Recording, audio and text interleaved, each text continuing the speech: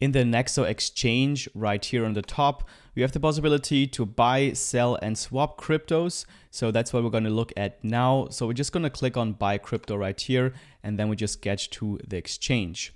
For buying crypto, we have the possibility to either use a credit card right here.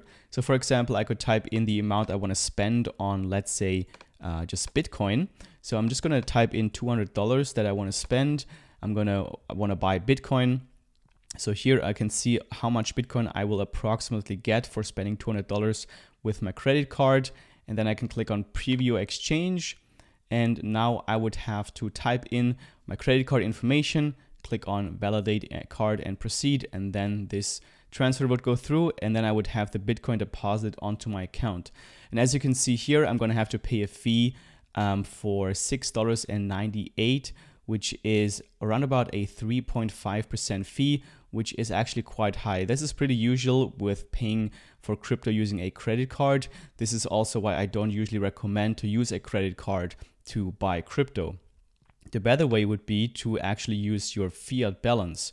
So if you have the possibility to do a bank transfer and deposit some fiat currency onto your Nexo account, definitely do that and then go to the exchange and use your fiat balance to buy some crypto.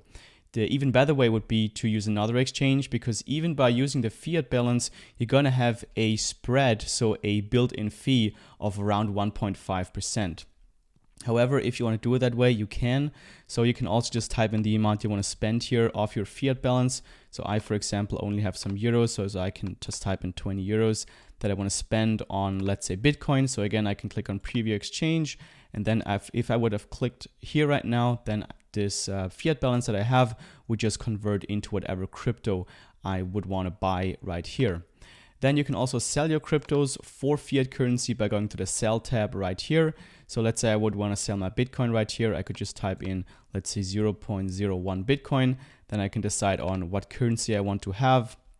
So maybe if you want to withdraw, if you want to sell some crypto and you want to withdraw to your bank account, you obviously want to choose the currency of your bank account. So for me, this would be maybe euros. And then I would just click on preview exchange again. Okay, I have to type in the amount again right here. And then I can see how much I'm getting for my 0.01 Bitcoin. So in this case, this would be around about $371. So again, there's the spread built in. So you're going to have to pay some fees, even though you don't see them right here.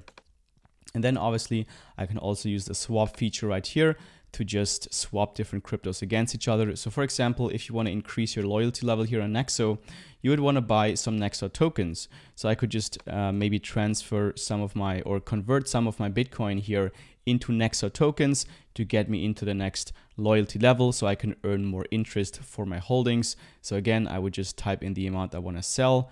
Then I'm going to go to preview. And here I would see how many Nexo tokens I would get for my 0.01 Bitcoin. Obviously, you can also swap your Bitcoin or whatever cryptocurrency into other cryptocurrencies. Just choose whatever crypto you want to swap it to, and then just carry out the transfer.